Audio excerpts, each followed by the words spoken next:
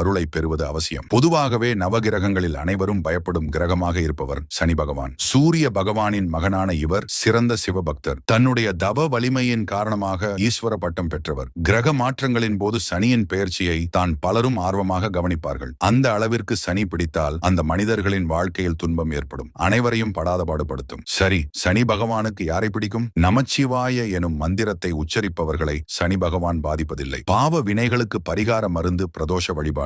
இதனை தடையின்றி செய்பவர்களை சனி பகவான் ஒருபோதும் தண்டிப்பதில்லை. அனுதினமும் சிவபூஜை செய்பவர்களை சனி பகவானுக்கு பிடிக்கும். சுத்தமும் சுகாதாரமும் நிறைந்தவர்கள், மற்றவரை அல்லல் படுத்தி ஆனந்தப்படாதவர்களை அவர் பிடிக்கும் காலத்திலும் பாவ மன்னிப்பு அளித்து பாதுகாப்பார் சனி பகவான். சத்தியம் தவறாதவர்கள் மனதில் நித்தியவாசம் செய்வாள் மகாலட்சுமி. அந்த திருமகள் இருக்கும் இடத்தை திரும்பி கூட பார்ப்பதில்லை சனி பகவான். சனி பகவான் இப்படிப்பட்டவர்களை ஒன்றும் செய்ய மாட்டார். ஸ்திரவாரம் எனும் சனிக்கிழமை விரதம், சுதர்சன எந்திர வழிபாடு செய்வது சனி பகவானுக்கு பிடிக்கும். ருத்ராட்சம் அணிந்தவர்கள்